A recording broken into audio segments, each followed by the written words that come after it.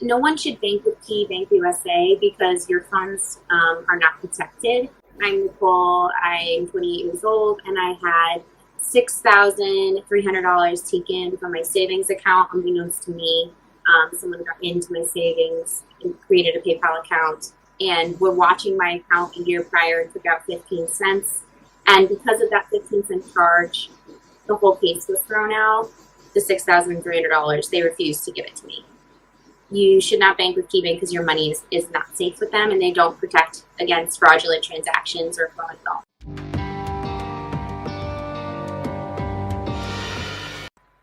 Okay, so this started right the day after Christmas. So I recently moved, and you know when you get a check and you go to the bank and you deposit it. Well, I now live 1 hour from the KeyBank drive. So I started taking pictures of my checks from my job and uploading them into my savings account. And my savings account I've been building for my whole life. It's my life savings. And then I have a checking account. And what I would do is I would transfer money from my savings to my checking. Because if I ever lost my debit card in New York City, you know, okay, somebody could spend what, 2, 3, 4, 500 bucks. And then the rest, the big bulk of my money is in my savings. So what I was doing was I was taking pictures of my checks and depositing them into my savings account. So I noticed the day after Christmas, I was like, how did I spend $6,000 in the past month? And I clicked my savings account on the app. And I started to see all of these transactions from something called PayPal Instant Transfer. And I said, okay, this is definitely not me. I've used PayPal 2 times, and it doesn't have my savings account on it. Like, my savings account isn't anywhere on the internet. It's my life savings. I don't have it anywhere. So I was freaked out. I called my bank immediately, and they put me on the phone with fraud, and they said, Nicole, it looks like somebody was watching your account beginning in March of 2019, and they were depositing like 9 cents and taking 9 cents out, and then they took 15 cents out. So they were like checking to see if my account was active. And then in November of the 14th, they took $180 out. And then they were taking out like exactly what I was putting into my account. If I were to deposit a $118 or $180 check, they would take it. So I wouldn't notice. And then if I would transfer money to my savings, right, or my checking, they would take that around that amount out. So I wouldn't notice. So I think because there's a big, large money in the savings, you're not going to notice, right? So you're not going to notice the 15 cents, right? But you're going to start to notice when you have, multiple digits in your bank account. You're going to notice eventually you're going to be like, where's this money going? So I called and they said, all right, we're going to put a report together. We cannot mail all this to you. It's too much paperwork. You have to dispute each one. There was like 22 charges. The charges that I was concerned about, because I didn't notice, they were taking out change. Like, they would check my account every month. Like, in March, they took out 15 cents. In April, they took out 25 cents. And then they would deposit change to see if the account was still open, and they were watching the activity. And then they decided when I was putting more checks, when I started to deposit more, that's when they took it, because there was activity in the account. So KeyBank reported all of this. And they said, just wait till you get to your home bank. I said, it's going to be really hard because I live 1 hour from KeyBank. So I can't even, I don't have my own car. I share it with my partner right now. And I live in a metropolitan area. And I said, well, I can't, in my work schedule, there's no way I can get to my home bank. It's 3 hours away in upstate New York where I open the account and where I have banking business, we have a relationship. I said, it's going to be like a month or two. They said, that's fine. We have this file. You're all set. Just, you're going to have to dispute the charges. And they put in every single charge beginning in March. So, and I have a list here.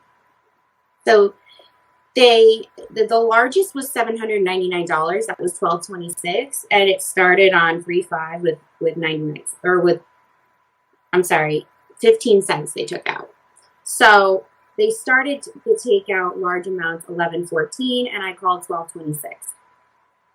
So when I get to my home bank, 3 hours away. It's now February 4th. This is the first day I could get off from work to drive 3 hours. And I sit down and the girl goes, okay, we're going to do all the paperwork. And then she goes, oh, it looks like your claim's been denied. And I said, well, why? She said, because the first charge for 15 cents was outside of 60 days from the time you reported. KeyBank has a policy that they cannot refund anything outside of 60 days. So because the woman on the fraud department, I didn't even know that these people took out 15 cents. It wasn't until I called, the woman was like, it looks like they were watching your account. So they denied the whole claim, including the $6,300 that was taken out within that month that I reported. And then they threw the whole thing out because of 15 cents that was taken out in March. They threw the whole claim out. They said, we can't do anything. The girl at the bank tried saying, we can't do this to our client. We can't, she's been banking here for her whole life, 25 years. We can't tell her. I mean, what about the $6,300 that was taken out within 60 days? And they said, no, because the original charge was linked and it was in March. We can't do anything. So I left. She's like, give me some time. Let me work on it. Now, do you have any more questions? Because that's just the basis of the story.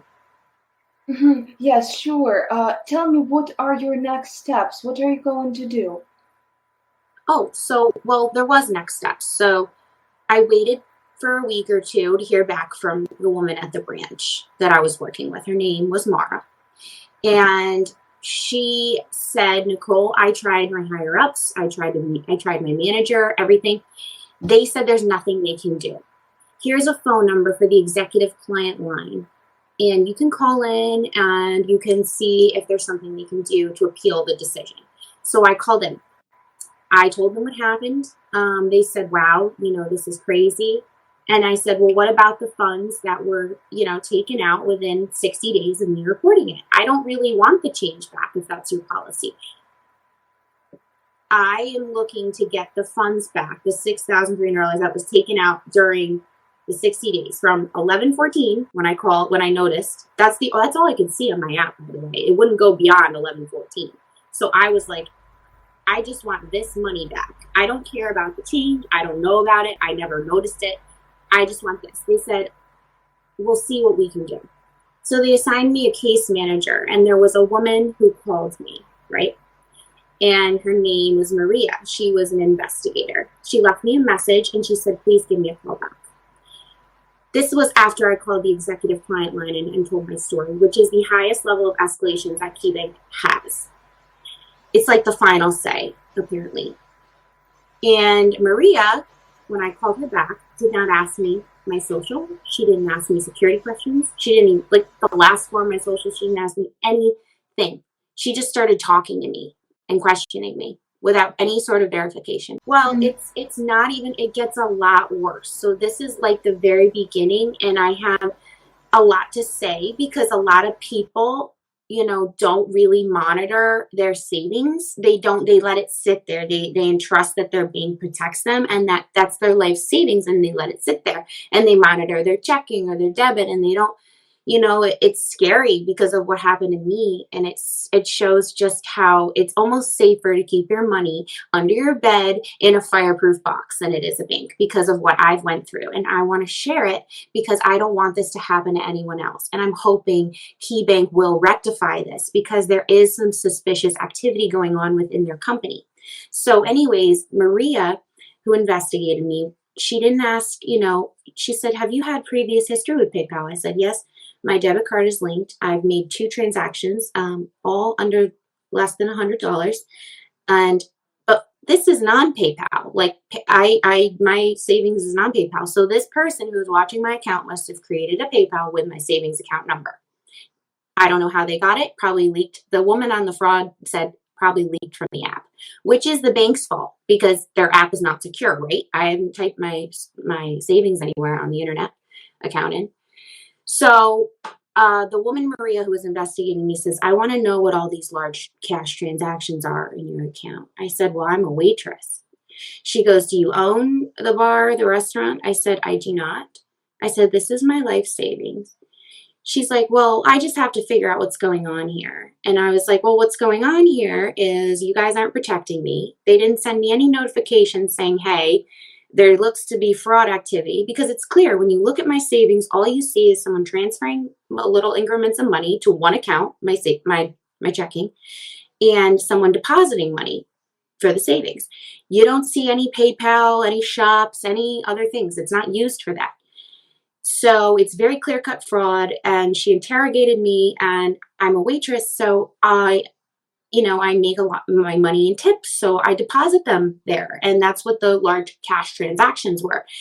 So turns out I get a case manager, and she says, "I'm sorry, Nicole." Well, actually, she doesn't say I'm sorry. She was very, very cold, very rude, very non-empathetic. When you're dealing in the highest level of escalations, you really want to keep your clients, especially somebody who doesn't just have like $5,000 in a bank account. I've had upwards of almost $80,000 in this account, $75,000 at any given time. I've been a customer for 25 years. She's like, "We can't do anything because it's out of 60 days, this 15 cents charge." I said, "I'm sorry, I didn't even know about it." I said, "You should go back in, maybe take those charges off." Anyway, like, the fraud department knew that, so why would they include those charges if they knew it would be denied? And no one ever said to me, "This has been denied." When I called in January, nobody said your case has been denied. Nobody said your case is pending.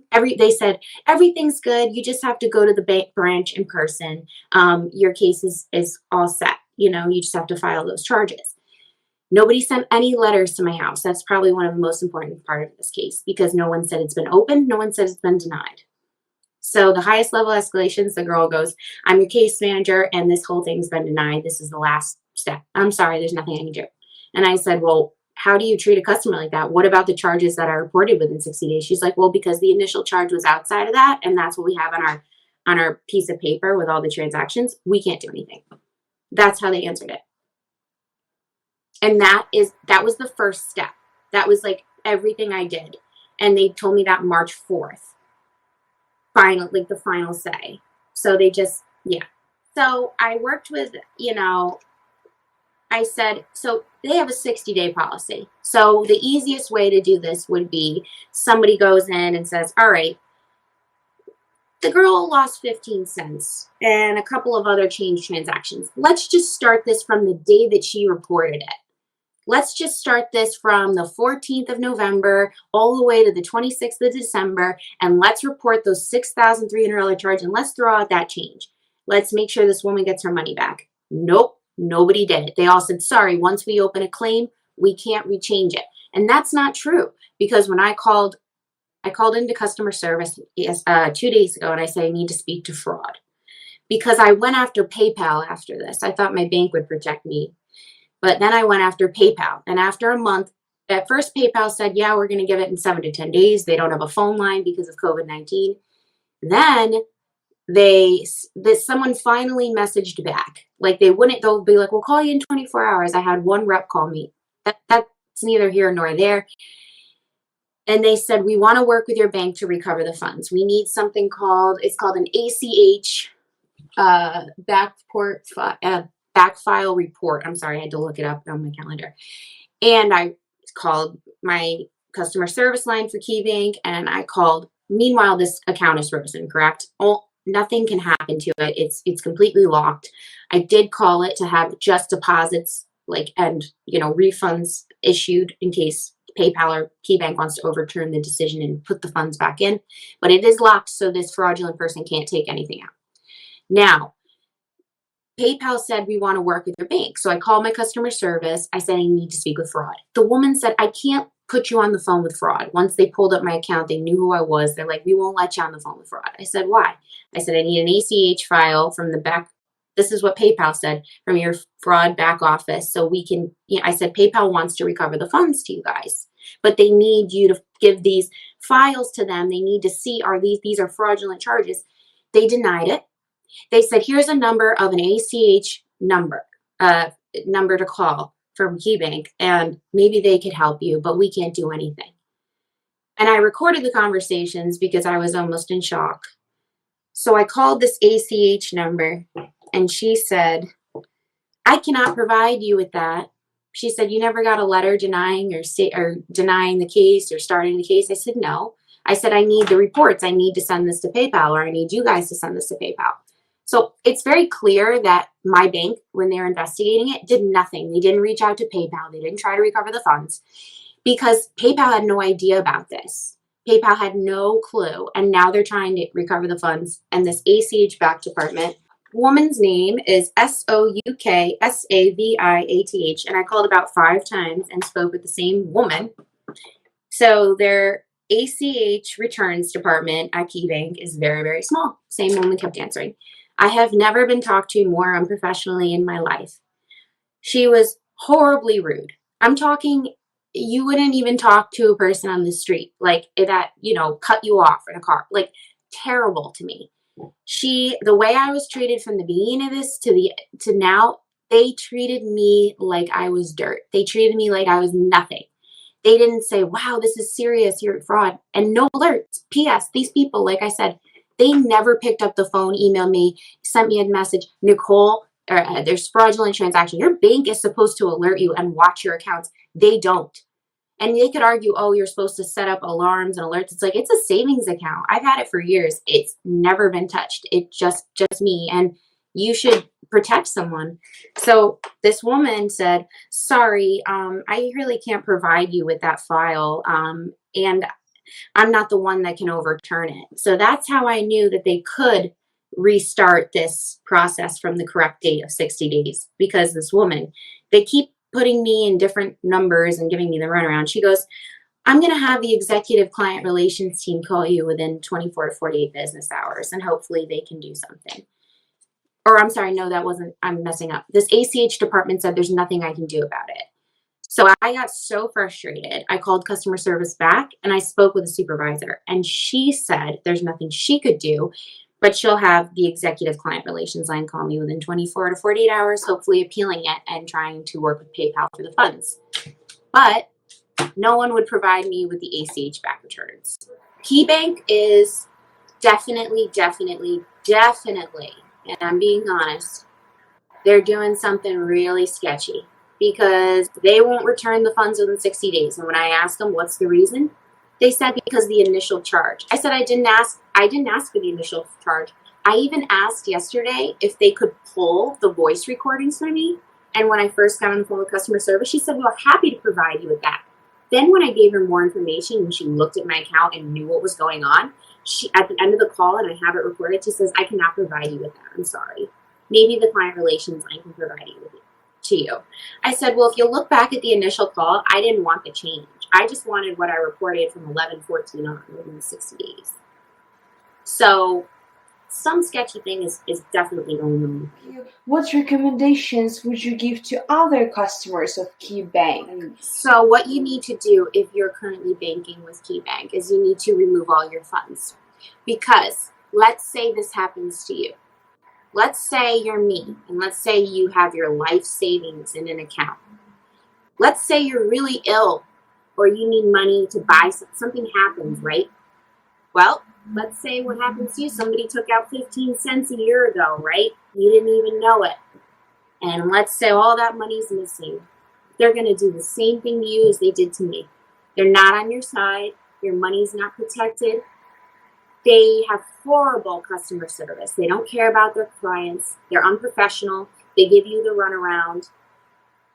And I believe it's because they really, there's insurance companies and consumer protection laws that protect us as people. And I think they take advantage of it because they use the 60-day rule. Well, of course, but what about the money within the 60 days? I mean, you can't tell somebody. They have no rhyme or reason why they can't refund that money back because they said the initial charge of 15 cents. If this happened to me, it's going to happen to other people that bank with KeyBank.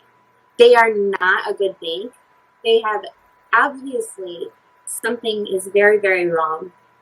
And I think if there was someone who investigated it further, I think that they're doing this for their own gain because they don't want to pay out. They don't want to give the client their money back. They don't want to do the right thing. They're not protecting you against fraud. And obviously their online app, it's faulty. I mean, I never deposited checks, but I couldn't get to them. So that's the only way I had. And that was the only bank I was using. Now I opened up a new account, closer to my house. And these people don't protect you if someone gets your information. And we all know with computers and phones today, it's so easy for someone to get your hold of your information. So God forbid this would happen to somebody else. I don't even know what to say. Your funds wouldn't be recovered. And it's sad because the word FDIC, when you walk into the bank, it means nothing. Your money is not protected, not by KeyBank.